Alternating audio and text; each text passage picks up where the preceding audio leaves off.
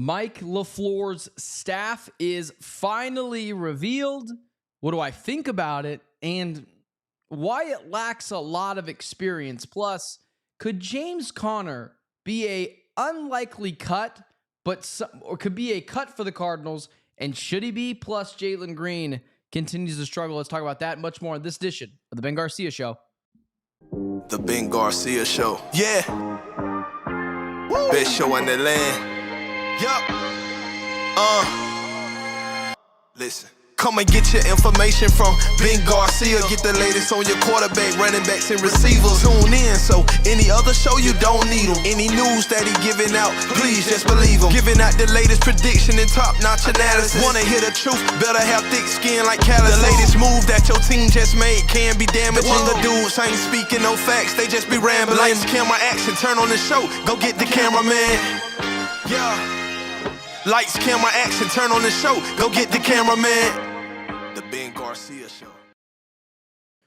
What is up? Welcome into yet another edition of the Ben Garcia Show, a special Monday morning 8:10 edition of the Ben Garcia Show. A little bit later this morning.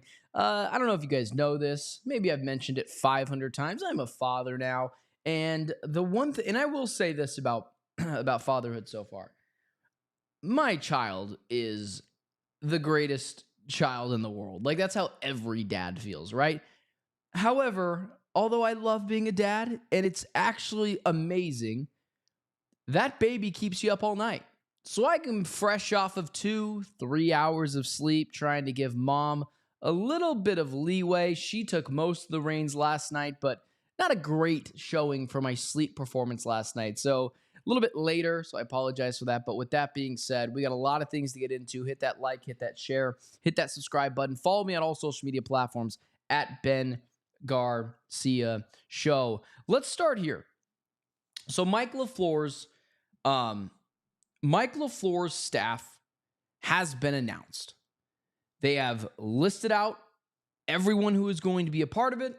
Position coaches, defensive coordinators, offensive coordinators, and then, of course, the head coach, that being, for one, Mike LaFleur. And when I look at these list of coaches, I'm not going to sit here and act like I know a ton about them. In fact, I legitimately don't. I've had to do a bunch of research on different guys who I'd never heard of before, whether it's a coordinator from Miami or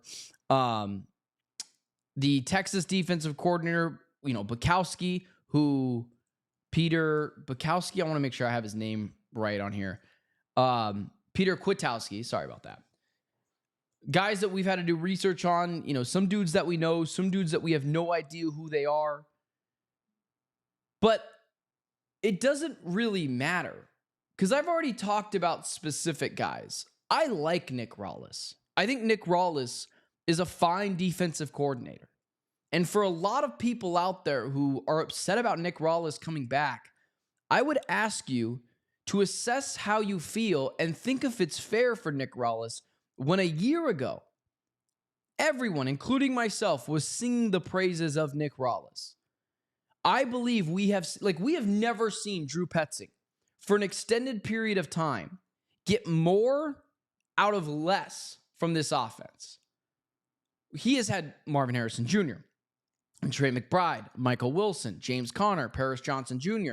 The previous 2 seasons under Drew Petzing, he had a very good offensive line. Last year, the wheels kind of fell off.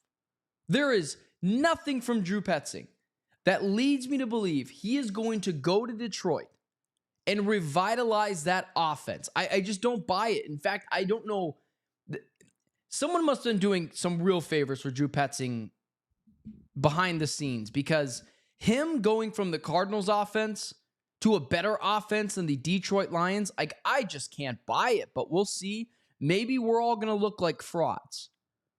But there's nothing from Drew Petzing that would lead you to believe, yeah, he's going to work out. Nick Rallis, we have seen. We've seen him on numerous occasions come out, have diverse looks, be creative in his ability to blitz the passer. I like what we get out of Nick Rallis from a night in, night out basis. One of the reasons why I've defended him is because on defense, continuity matters so much. And before the season even began, he lost Sean Murphy-Bunting, and he lost, why am I forgetting his name? Starling Thomas, before the season even began. His 2 starting, potentially, cornerbacks out for the season. Mac Wilson gone. Will Johnson gone. Walter Nolan gone. It was a, merry-go-round of what guys were injured that week. Offensively, you can figure some things out. Defensively, with no continuity, especially in this version of the NFL, you can get torched. So should he be on the hot seat? Absolutely. But I like Nick Rallis. And I think the reasoning why they hired someone, and Peter Kwiatkowski, is because I think Nick Rallis has a shorter leash. This acquisition of Texas's former defensive coordinator, and Peter Kwiatkowski, who has had a stretch of elite defenses at the college level, but just got exhausted from the recruiting process, got exhausted from NIL, decided to take his talents to the NFL. Make no mistake about it. I would be surprised if Nick Rallis doesn't have so short of a leash that he potentially got fired in the middle of the year, because even if I thought he had some real promise, he started to spiral downhill again. And Peter Kwiatkowski, I think, would be the interim defensive coordinator immediately. I think the Cardinals are looking for any reason to make him the defensive coordinator. I don't think the Cardinals knew that he was available until late in the game. Otherwise, I don't think they would have given Nick Rallis the defensive coordinator position. I think they would have given it to Peter Kwiatkowski, who has gotten more out of less from a defensive line. Byron Murphy, T'Vondre Swift. 2 guys who have really elevated. That's someone that Walter Nolan can really look up to. I think he is potentially the interim defensive coordinator if Nick Rallis doesn't get off to a hot start fairly quickly. Now, even if I like Nick Rallis, and I believe I do, it's just he's going to have a shorter leash. And then that brings me to the other coordinator, in Nathaniel Hackett. It's so funny to see everyone now to start to follow suit with this. I was on this from the get-go. Was I thrilled that Nathaniel Hackett got the offensive coordinator position for the Arizona Cardinals? No. I'm no different than any of you. But I don't care that much. Because all Nathaniel Hackett is a glorified quarterback coach. Now, we can argue if that's fair, but I could also tell you, well, when Nathaniel Hackett was the glorified offensive coordinator, the glorified quarterback coach of the Green Bay Packers, Aaron Rodgers won a bunch of MVPs.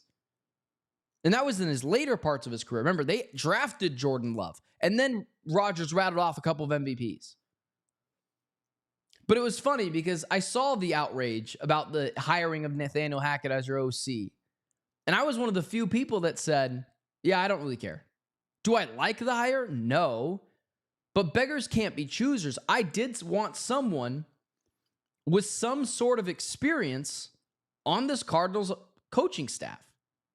And that's exactly what Nathaniel Hackett brings. Actual coaching experience. So, am I thrilled that Nathaniel Hackett is here? No, but he has had some success. He has not even some. He's had real success as the position he's in now over in Green Bay under Matt LaFleur. And I like that Mike LaFleur, with conviction, said at his press conference last week introducing the coordinators, this was my guy all along. Anyone else that you might have thought was reported? No, I wanted Nathaniel Hackett. And I like that. And Nathaniel Hackett isn't calling plays. And it's not Nathaniel Hackett's offense. If you're angry, it's just fake outrage. If the offense is poor, we are going to talk about Mike LaFleur, never Nathaniel Hackett. Legitimately, never Nathaniel Hackett. It's not his offense, and he's not calling the plays. Who cares? You wanted experience? I wanted experience. Nathaniel Hackett has had real success in the position he's in now. Not calling plays, but as a basically glorified quarterback coach with the title of offensive coordinator, who speaks the same language of Mike LaFleur. So I defended it from the get-go, and it's fun to see other people play catch-up on this one. Like, yeah, guys, he was never calling the plays. It's not his offense. Who cares? Who cares? Not a big deal. All of that with being said, for those of you in the chat, I'll get to your guys' conversations down at the end of the show. My guy Saul and my guy Michael in the chat. But with all that being said,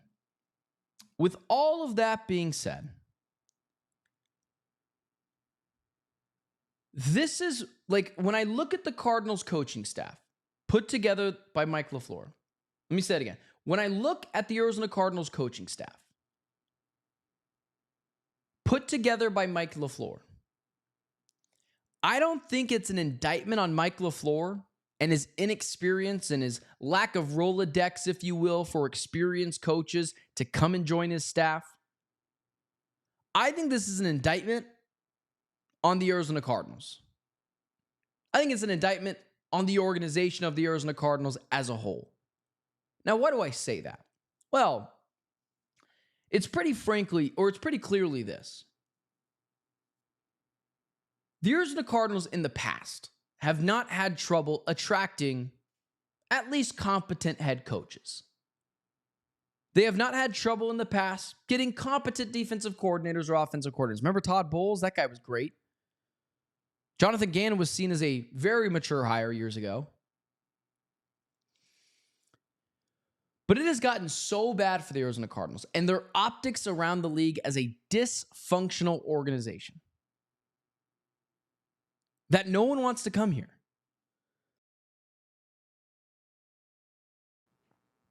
It took Mike LaFleur, who we feel like fell into their lap as their head coach, to come here. And I don't think they get Mike LaFleur on any other coaching cycle. But because there were so many jobs available and so many good names on the books, Mike LaFleur got pushed down to the Arizona Cardinals. And so the Cardinals are going to have to prove with this coaching staff, with only 27 years of experience as a whole, coaching in the NFL on this staff, the Cardinals are going to have to prove they can be competent with these group of coaches. That's all there is to it. That is all there is to it. They have to show, no, we're a competent organization now. You don't have to worry about coming here and getting fired after 1 year. And they're going to have to do it with these guys, with Nathaniel Hackett, who people have questions about, with Nick Rallis, who's already on the hot seat. And so when you see their coaching staff and you're kind of unimpressed, I don't think that's on Mike LaFleur. I think it's on the Cardinals organization alone and the optics of this organization that has been really poor over the last 4 months, maybe more than ever before. And so people don't want to hitch their wagon to you anymore. And so you got to prove to competent coaches right now, with this coaching staff, you can be competent. And if you do that, and if you prove with the lack of NFL head coaching, with the lack of NFL coaching experience on this staff, that you can win games, then people will start to come back to you. But right now, teams don't want to hitch their wagon to you. So I don't blame Mike LaFleur for putting together a staff that lacks NFL experience and kind of lacks some wow power. These are the cards the Cardinals have been dealt, and they have to play them. So that's my reaction to the staff. This is who the Cardinals are. And they've just got to be better. And it's why they couldn't attract a better defensive coordinator, at least optically wise. And it's why, maybe not Nathaniel Hackett. I think Mike LaFleur really always wanted Nathaniel Hackett. But it's why they couldn't get a bunch of position coaches. You're like, oh, love these guys. It's why you had to go get a bunch of position coaches from the University of Miami. Or, Peter Kwiatkowski from Texas. You had to take some chances on guys. So that's kind of where they're at. It's a sad place to be, and I'm not thrilled by it. But the honest assessment of it is, this is where the Cardinals are at. And they got to show that they can be more competent than that. Let's move on to another thing. If the Cardinals cut James Conner, and I want to have this up in front of me so that I'm not just talking out my you-know-what. My notes say one number, and I want to make sure I have that number correct. If the Cardinals cut James Conner, they can save about $8 million against the cap. They would save it's about $8 million against the cap if they cut James Conner now. And if I'm being honest with you guys, I wouldn't do it. I would keep James Conner around. And I know that you could save about $8 million for cutting James Conner. But I will overpay for leaders. I will overpay for guys in that locker room that players can rally around, while also knowing I am overpaying. And I know James Conner just had a catastrophic ankle injury. I know James Conner had just a catastrophic injury. But this is the same guy that has had cancer, beat it, and was a phenomenal player in the NFL. I think the guy's got some willpower in him to get past an ankle injury. And I would keep him on the Arizona Cardinals. I know you want to add a couple of $1 million to the salary cap as well for this team. Golly, my nose is like super itchy. I know you want to add a couple extra dollars to the salary cap for this team. And I get that argument. I really do. I don't think you're stupid for saying to cut James Conner. But there is something to leadership. And two guys are walking examples of what the Arizona Cardinals want on that team. Budda Baker on defense, James Conner on offense. There's other guys as well who are real leaders, but those guys also have a veteran presence to them. And this is something I talked about at the beginning of the season that people called me crazy for. I said, what if James Conner gets injured again? Do you remember last year what it looked like when James Conner went down? They couldn't move the football. James Conner matters to this offense. James Conner matters to this team. But even more than any of that,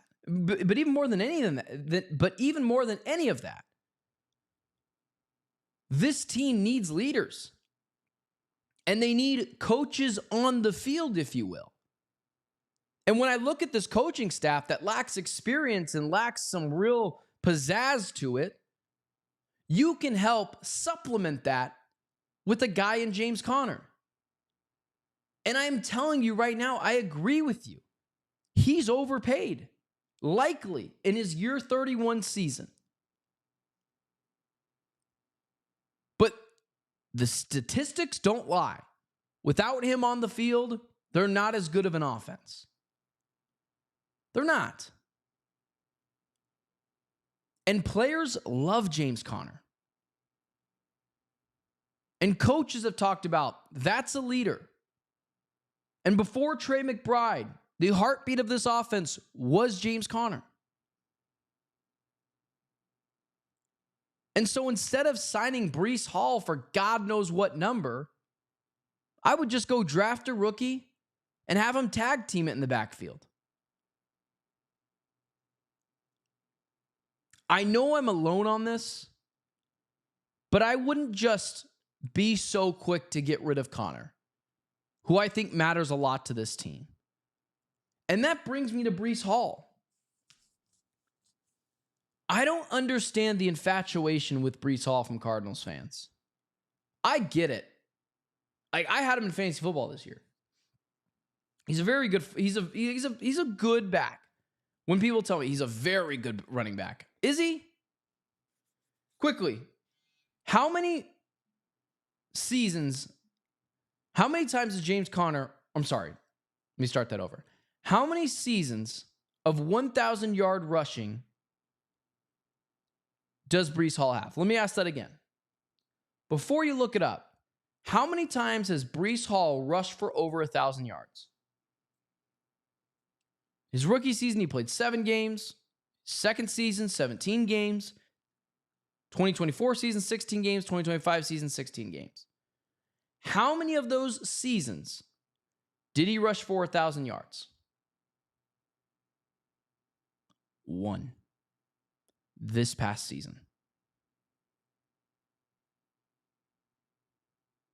And that was obviously in a season where they have 17 games. He missed a game this year. Without it, he might not get there. I like Breece Hall.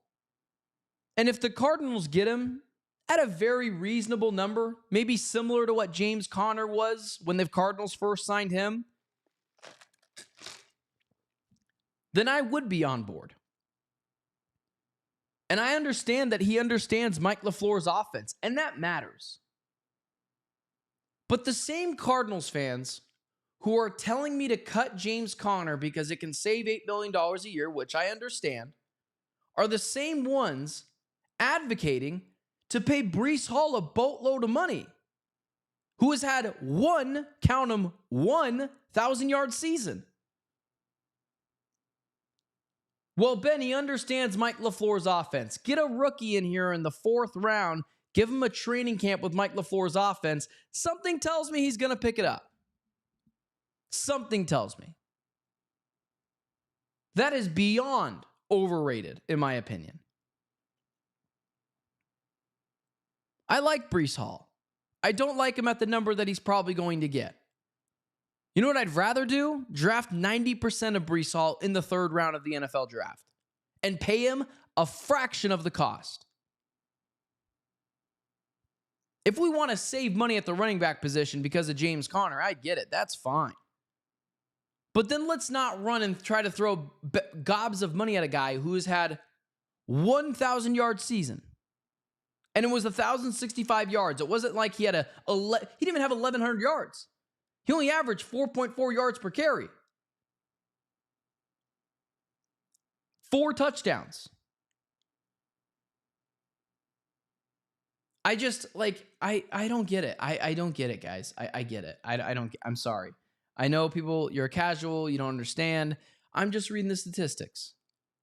Well, Ben, no one could succeed with the Jets. Oh, okay. The very functional Cardinals, though. That's where he's going to work. I don't get it, man. I don't get it. If you want to cut James Conner for cap reasons, I get it. I do get that argument. If you want to bring Breece Hall in here for a large number, I don't get it. I would just draft someone. But again, these are one of the things where people post on social media a clip of Breece Hall doing something crazy and people fall in love with it. Let's be mature here. Let's not do what dysfunctional organizations do. Don't just pay a running back. I'll be honest with you. If we're going to go pay a running back, I'd rather go get Kenneth Walker. But again, I don't want Kenneth Walker either. I just would draft someone. So that's where I land on the Breece Hall thing. It doesn't feel like a mature, competent decision. And so if I was the Cardinals, I would not bring Breece Hall here. Unless, of course, there's always the caveat. Unless, of course, he really wants to be here with Mike LaFleur and the number makes a lot of sense. But outside of that, no, I wouldn't bring Breece Hall here. And so I know I feel like I'm talking at both ends of my mouth, but I know what James Conner brings in terms of leadership. I like that. Okay. Over to the Phoenix Suns.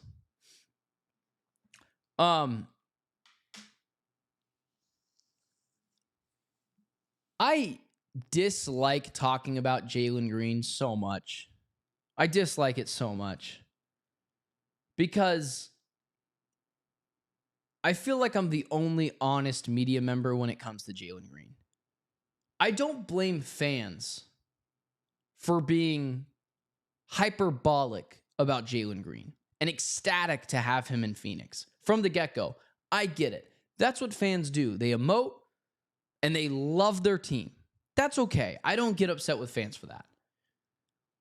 But it felt like almost in unison, most Suns podcasts and shows were like, yeah, I wouldn't trade Kevin Durant to the Rockets if it meant bringing Jalen Green here. Because he's an inefficient player and he's a bad defender.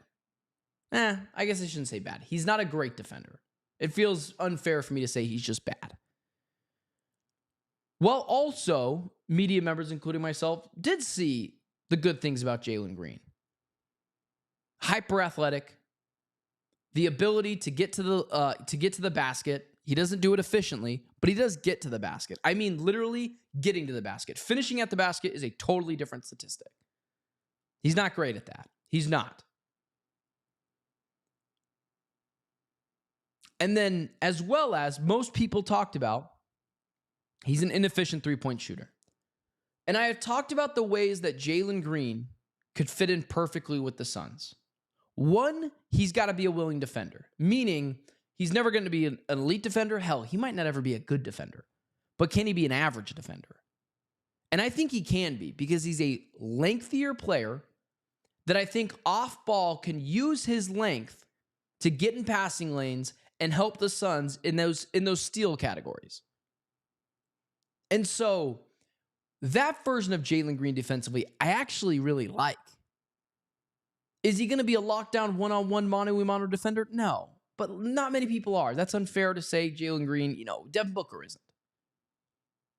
But the ways he is going to help Devin Booker is by being a more efficient three-point shooter, because that's something Devin Booker does not do well, and get to the basket fairly effectively. Again, something Devin Booker doesn't do at an elite clip. Let's say that. What he can't do is what he has done over the past 2 games, because it is exactly what he did in Houston. Chuck up shots early in shot clocks, suck the air out of the offense, keep it stagnant, and not swing the ball around. It is no surprise that the Suns have a total of 36 assists in their last 2 games. Keep in mind, they've nearly played 9 quarters after playing double overtime on Saturday. And so I understand, well, Ben, you got to give him more time. That's fine, and I get it. However, I will ask this then. When is it okay to hold Jalen Green accountable? Just like how I hold Devin Booker accountable, just like how I hold Dillon Brooks accountable. Someone told me, well, Ben, if Colin Gillespie did this, you wouldn't even say a thing. First off, yes, I would. Secondly, Colin Gillespie makes not even a fraction. He makes an eighth of what Jalen Green makes. And no one thought he was a star this season coming into the team, and he was undrafted in the NBA draft. It is not even apples to oranges. It's apples to concrete. Jalen Green has to be a more efficient basketball player. And the way he has played over the last 2 games is not great. Yesterday, he had the same amount of field goals made as he did in Saturday's game. 6. 6 for 26 on Saturday, 6 for 16 on Sunday. It can't happen. And part of the problem in the first game was also Dillon Brooks in the first quarter. Now Dillon Brooks broke his hand, and that's a brutal shot to the Suns. Oh well, next man up. Hope he gets better. Want him on the team as soon as he can get back. I think he's back before the playoffs. Injuries happen to every team. Did you see the Warriors? They just beat the hell out of the Nuggets the other day. And they're not talking about injuries. So injuries are just an excuse. In the playoffs, they're a reason. I get it. But on a night in, night out basis, they're an excuse. Everyone's got them. Spurs got injuries. Wembanyama was out for a month. Nuggets had a bunch of injuries. Rockets don't have Fred VanVleet or Steven Adams. I mean, the OKC, they're out. They're without SGA right now. The Knicks are without Deuce McBride. Like, everyone's without players right now. It's just an excuse. And I expected better from Jalen Green over the past couple of days. I did. Without Devin Booker and Dylan Brooks in the lineup for basically both games, when Dylan Brooks went out in the first 7 minutes, Jalen was supposed to be the guy to help carry the offensive load. And the Suns have had two of their worst offensive games. And a lot of it has to do with Jalen Green. I'm not going to pull my punches. He has to be better swinging the basketball around. Well, Ben, he gets to the rim. He does. He doesn't finish effectively. Check last season's statistics. This is what I was concerned about with Jalen Green last year on the Houston Rockets. Well, Ben, he led the team in points per game on the 2 seed. Yeah, how'd they do in the playoffs? They lost to a 7 seed, guys. Doesn't shoot the ball very effectively from 3 last year. 35%, Ben. 8 of them a game. Not good. Doesn't get to the rim and finish effectively, and he has to do those things. If he wants to fit in, and when he had 26 points the other night against San Antonio Spurs, people went crazy about it. I was like, he did it on 23 shots. Did he have a good game? Objectively, yes. They also lost by 30. And so I didn't put a bunch of stock into it. I didn't. Because I know you can play well when you lose by 30 points. Can you do it? Can you do it when the games are competitive? And the Suns should have beat the Trailblazers yesterday. I don't care who they were down. Grayson, Booker, Brooks, whatever. The Trailblazers were down their all-star, and they were on the road. And they're not a good team. And they suffocated you defensively. And they got good defenders. Tamani Kamara's a good defender. Drew Holiday's a good defender. You know, Robert Williams, when he's playing, is a good defender. I'm going to get a lot of pushback for this. I just want to know when it's okay to criticize Jalen Green. And I think it's so inauthentic the way the Suns media has spin the narrative on Jalen Green. Because they are too scared to be criticized for a take. If I am wrong on this Jalen Green thing, and he does everything I asked him to do, gets in passing lanes, shoots the 3 ball more effectively, gets to the rim and finishes more efficiently, and helps really be that secondary scorer to Devin Booker, then guys, abso-freaking-lutely. Am I going to look dead in the camera and say, I was wrong? I do it all the time. That would be great for the Suns. But what I'm not going to do is lie to you in fear of being persecuted. Oh, no, I was wrong on a take. Okay, that's fine. People get mad at me. I'm wrong all the time. It doesn't bother me. Eddie Johnson went after me a couple weeks ago. I've had, Kevin Durant come after me. Like, it's fine. It doesn't bother me. It's a sports opinion. Sometimes I'm right. Sometimes I'm wrong. Sometimes maybe good. Sometimes maybe bad. And my thing is Jalen has to be better. Because he's, 10 games with the Suns now? I think that's enough games to get your legs under you. He's been back for a few weeks now. If you include that All-Star break, that was just happened. I think you need to expect more from him, not less. And part of it has to be when he gets to the rim and someone slides over to help defense, he's got to drop it off. He's actually a very good passer. A very good passer. That's something I undervalued from him. I love his ability to kick it down to the bigs. He's got to do that when he's finishing at the basket. Too often, he's got his head down, looking to finish at the rim. Just kick it out. And trust that the ball is going to come back to you. Trust that. Trust your teammates. Don't be afraid to swing it out to the corner or to the wing. And my guy Saul's right in the chat. The ISO basketball is just not working. Ball movement is the Suns' identity. And they have not been doing that over the last few games. And it's why they've now lost 5 of their last 7. Thankfully, other teams are losing a bunch of games too. With that being said, just looking at some of these guys in these chat, but Dunn needs to go. He's just horrible. That's more we'll talk about later.